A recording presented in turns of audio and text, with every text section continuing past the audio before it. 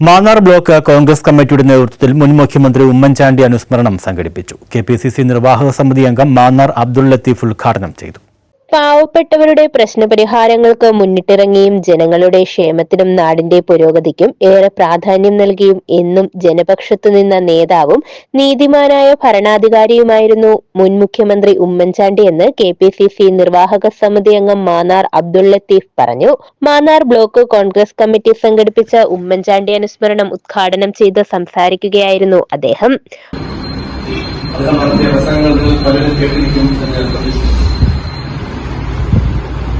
എന്തുകൊണ്ടാണ് ഇത്രയും ആളുകൾ ഒരുമിച്ച് കൂടാനും ഇത്രയും ആളുകൾ മരിച്ചു 2 വർഷം പൂർത്തീകരിക്കുമ്പോഴും അദ്ദേഹത്തെ അടക്കിയിരിക്കുന്ന പള്ളിയിലും ആ യോഗസ്ഥാനത്തുമൊക്കെ എത്തിച്ചേരാൻ ഇടയായത് എന്ന് പറയുന്നത്.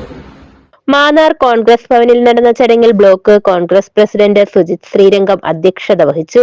കെപിസിസി അംഗം രാധേഷ് കണ്ണന്നൂർ, ഡിസിസി ജനറൽ സെക്രട്ടറിമാരായ Thomas Chacko, Sunny Kovilakam, UDF convener D Nagesh Kumar, Joji Cherian, K Balasundarappanicker, Radhamani Sasindran, Valsala Balakrishnan, MP Kalyanakrishnan, K Santhosh Kumar, അജിത്താർ പിള്ള, സജി മെഹബൂബ്, ശ്യാമപ്രസാദ്, രാധാകൃഷ്ണൻ വേലൂർ മഠം, ജോൺ ഉളന്തി, രത്നകല, ദേവിക ഭാസി തുടങ്ങിയവർ പ്രസംഗിച്ചു.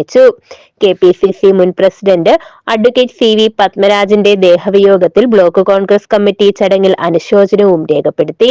News bureau, Mannar.